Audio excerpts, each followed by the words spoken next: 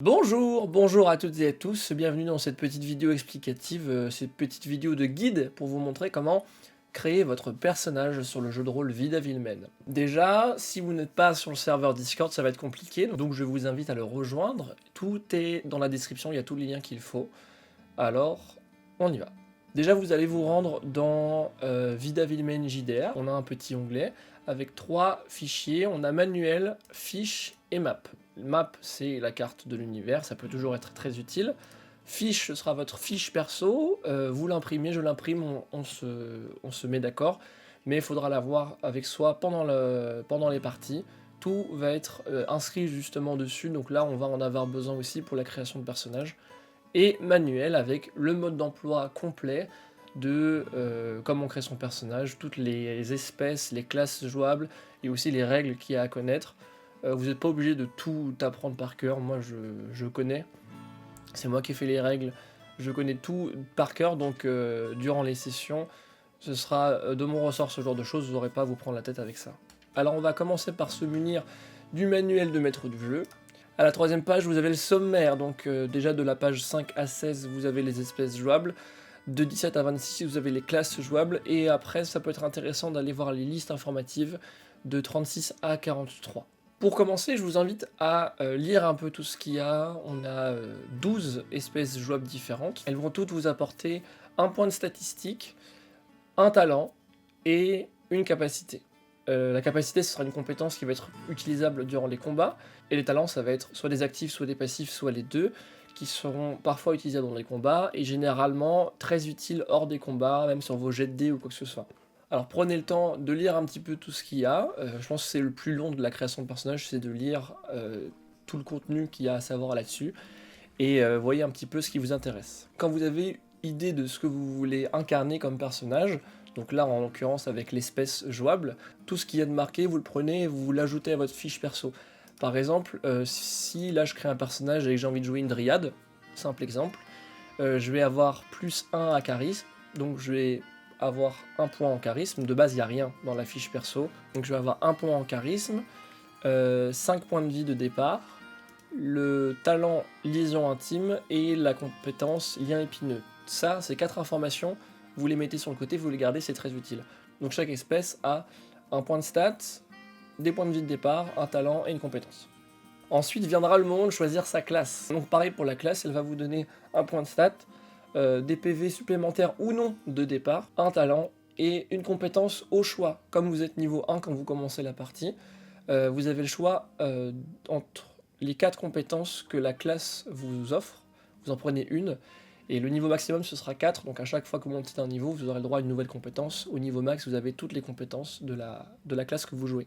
Donc là par exemple, si je prends chasseur, j'ai plus 1 à dextérité, plus 0 PV max, j'ai le talent tireur d'élite, et j'ai le droit à une compétence dans les 4 qui sont précisées, chargeur, frappe fumigène, piège à loup ou tir au but. Je vais prendre tir au but, j'ai mes informations, je les mets sur le côté, et je les ajoute aux informations qui étaient nécessaires de récupérer avec l'espèce que je veux incarner pour mon personnage.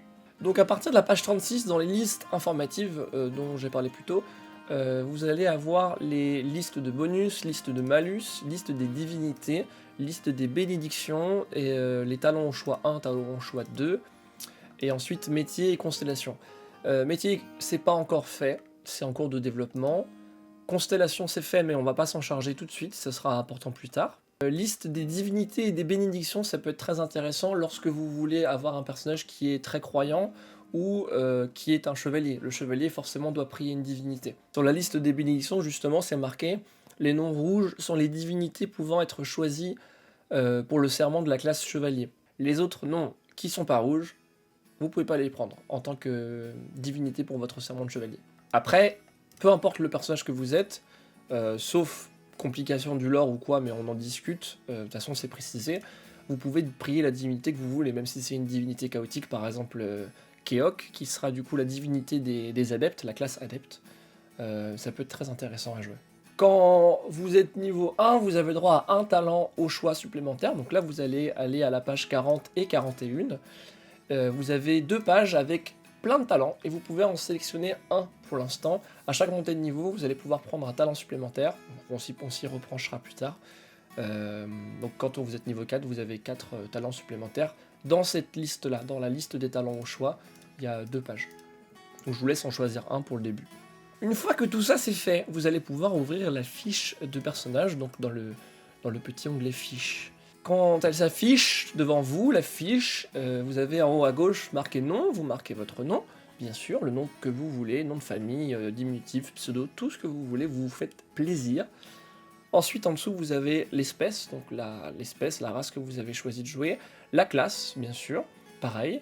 Signe, histoire, profession, pour l'instant on ne marque rien, ce sera à ajouter au fur et à mesure du jeu. J'ai pas envie de vous donner trop d'informations dès le début de la création de personnage, l'idée c'est que ça vienne au fur et à mesure, qu'il y ait une évolution à force de jouer. À droite vous avez un petit encadré, vous pouvez dessiner la tête de votre personnage dedans si vous avez envie, ça vous fera plaisir, peut-être, je l'espère. En dessous vous avez un petit sac de pièces d'or juste à sa droite, vous pouvez marquer le montant de vos pièces d'or, pour l'instant c'est 0 quand vous commencez une partie, ça viendra au fur et à mesure. Vous avez le petit cœur à droite, vous marquez le nombre de vos PV, donc selon votre espèce jouable, vous avez un nombre de PV de départ, et selon votre classe, vous avez un nombre de PV maximum ajouté. Faites le cumul des deux, ça fait votre PV que vous avez pour l'instant. Sachez que quand vous montez de niveau, vous gagnez un PV max à chaque fois. Ensuite, la petite flèche verte qui va vers le haut, bien sûr, c'est le niveau. Donc pour l'instant, vous mettez 1, vous êtes niveau 1. Quand vous avez créé votre personnage. Face à vous, ensuite, nous avons les statistiques. Donc les carrés rouges, c'est pour le domaine du corps, on va dire. Les ronds bleus, c'est le domaine de l'intellect. Et les triangles verts, c'est le domaine de l'agilité, la vitesse, tout ça. Alors pour les statistiques, si jamais vous voulez avoir plus d'informations, dans le mode d'emploi, vous pouvez aller page 29. Il y a la précision de toutes les statistiques, toutes les catégories, qu'est-ce qu'elles font, sur quoi elles agissent. En fait, chaque grosse statistique regroupe 4 petites branches, et chaque branche agit sur quelque chose. Donc, en gros, dès que vous allez faire un jet de dés, ça va forcément rentrer dans une catégorie. En premier, vous aurez la force, puis la constitution. Ensuite, vous avez l'intelligence et la perception, et pour finir, la dextérité et le charisme. De base, vous êtes à niveau 0 sur toutes les statistiques. Le maximum, c'est niveau 10. Vous pouvez marquer le niveau de votre statistique à l'intérieur de la forme géométrique, justement, c'est prévu pour. Et à chaque fois que vous allez monter de niveau, vous allez pouvoir ajouter 2 points de statistiques comme bon vous semble, à droite à gauche. Par exemple, j'en mets 2 dans force, ou alors j'en mets 1 dans constitution et 1 dans intelligence. Vous gérez comme vous voulez.